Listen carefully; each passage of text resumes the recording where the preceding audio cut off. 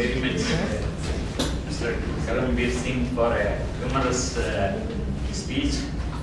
In this context, in Toastmasters manual, if you go through, for all the office bearers, will be written that President should have a smiling face before he addresses the audience. And VPA administration or public relations secretary should have a smiling face for, and subject at times should always, right from the meeting entrance, he should have a smiling face. The only person who cannot smile for the entire period is Vice President Education. Because when I was a Vice President Education, somebody was telling me, my predecessor, sir, for the meeting I was putting my undergarments and telephone on one side, and this is on one leg and the other leg is like this. And hello, this is Toastmasters. Can I just cancel today's assignment? Yes, not even put the other leg in. So how can he smile? He cannot smile. Now, ladies and gentlemen, I just want to remind you about the, once again, the under the bonnet is a fine tuning, has to be done under the bonnet for the performance of any vehicle, whichever brand it is. Next speaker is an interesting speaker. He has rocked this Medley Toastmasters several times. And even I saw some people taking notes out of his speech also. Some speeches, some public speeches, you will see some big people speaking and they will be taking notes. And like that, some notes will be taken. Even in division conference, for a topic session also, he has rocked the entire hall.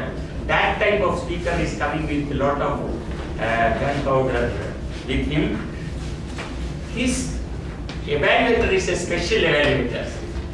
He cannot hide anywhere. Even the biggest crowd in the evaluator cannot hide. That type of evaluator for this speech, when he stands up, you can find out, yes, he's there, area or whatever it is, you know, this is a tall man, tall gentleman. I called Mr. Alex Jacob to read the objectives of the speech from the advanced manual, project number 3, the missing element. Good afternoon, Toastmasters. Good afternoon, Toastmasters. Our speaker is attempting project 3 from Advanced Communication Manual, the entertaining speaker.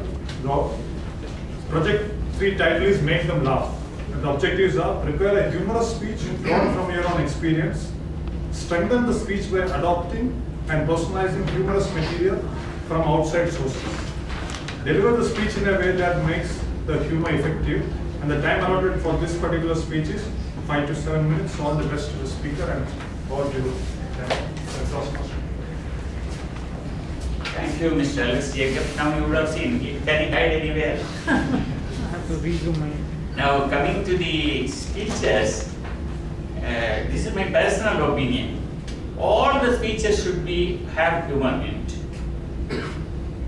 People should laugh. You know, you should make them laugh, and sometimes you can also laugh along with the audience, except in condolence meeting. These humorous speakers have got a problem. Even for a condolence speech you go, and by the time the people see you, then they start laughing. So that should be, at least the humorous speakers can avoid condolence meetings. Now, the speaker for the project number 3 from the advanced manual, the missing element who rocked this hall several times, and young, energetic. Don't get carried away by his color of the hair. That has got nothing to do with the age. Young, energetic, handsome, Mohan Subramaniam.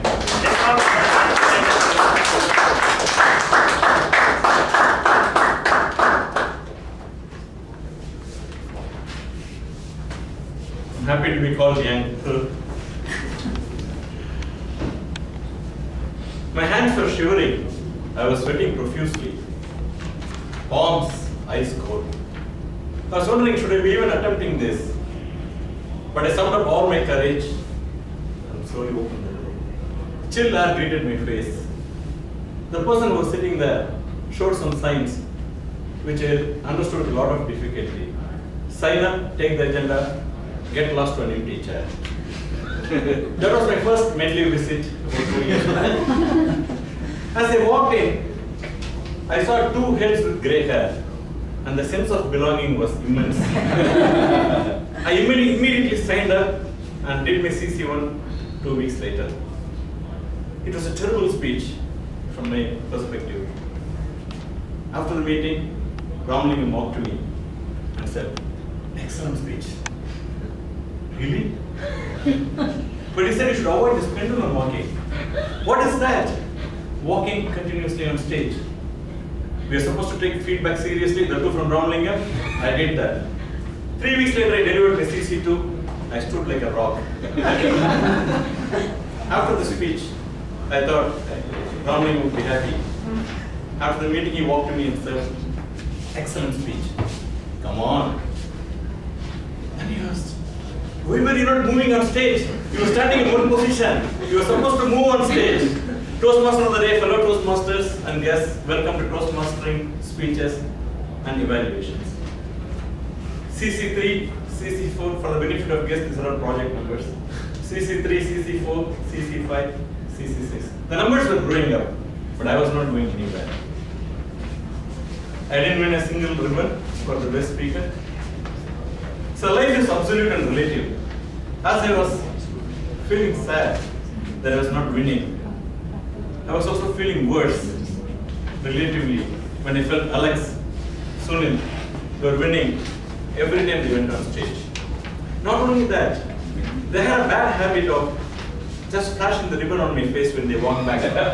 We were not in there, buddy. So I was dejected, dispirited, disheartened, depressed, demotivated, etc., etc. I decided to give up Toastmastering. I thought this is not for me. So for next 2 weeks, I didn't come. One day morning when I was taking a walk, I was just thinking to myself, what if I could find the missing element in my speech? I can just go ahead and win ribbons. I ran back to my home with this new thought and looked at all my scripts. There was absolutely nothing I could find. Then I looked at the scripts of Alex and Sunil, and then I realized the missing element in my speeches was none other than the miss. There was not a single miss character in any of my speeches. And these guys had one or even two miss characters in every speech. And Alex even brought Miss India in one of his speeches. I felt bad. Nobody ever told me this. I thought I had to resume my Toastmastering journey. That Saturday I walked in. I saw these two guys standing. I looked at them. I know. Just see me next time on stage. So after the meeting, I went to a petrol bank. The whole thing was heavy on my mind. I was looking for the next miss who could walk into my speech. So I was actually rehearsing some kind of script. Suddenly I saw her in the opposite day. The script started rolling. I thought she would be the first miss in my speech. Medley meeting, drove to petrol bank. And all the discussions in Medley, outside Medley, now she is there, the first miss to walk into my speech, and I could see already winning a ribbon in a couple of weeks. As how the script was already rolling in my mind, suddenly she walked towards me and said, "Hi, I'm Julie." I was surprised. "I'm Mohan." She said, "The Toastmaster." I told, "What?" I told you, "You are a Toastmaster." "Hi, Julie, that's a nice guess." She told, "That's not a guess. The instant I saw you, I know you're a Toastmaster." "Just give me one reason, Julie." "What one reason? I can give you 4. First, look at the way you stand as we are going to speak at evaluation. Just relax, this is a petrol bank. Second, I saw you conversing with the attendant. Over usage of body language. You just say petrol, he will fill it. Third, for some reason you're walking the entire length and breadth of your car as if you are on stage and transitioning from one point to another. Just sit inside and listen to some music. All right, Julie, what is the 4th? She paused for a long time. In fact, she felt a little shy. Come on, Julie, what is the fourth? At the wrong time, she said, you made very good eye contact.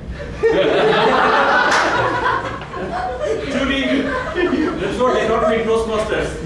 The 2 to 3 second eye contact. No. 4 to 6? No. What? Mohan, that was much more longer than a minute. That's exactly what I want to come and tell you. Oh, Julie, I'm sorry, I think you got it wrong. It's all because of Alex and Sunil. The next one, I'm not reading any speech. She looked at me very suspiciously, then she told me, all right, bring all your scripts, and especially the scripts of your friends, tomorrow, because I am a PhD in public speaking from Washington State University. Let me try and help you. The next day morning, promptly, I walked with all my scripts into her office.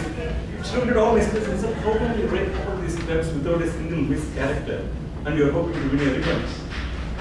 Julie, see, you know the problem. I just don't know how to bring a mischaracter into these speeches. And this Alex and Sunil, I tell you. Then she looked at all the other scripts of these guys and finally said, I think, Mr. Mohan, the problem is with you.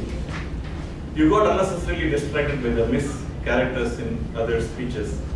The reality is, they have the very vital miss for public speaking, which is message made interesting, using story and structure.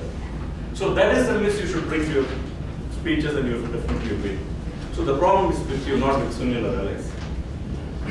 So I was devastated. But anyhow, I looked at all the scripts. I realized I didn't look at the beauty of the stories and the structure of all the scripts, what Sunil and Alex had written. As I was driving back, it dawned on me, public speaking is a different game. I have to bring the right miss into my speeches.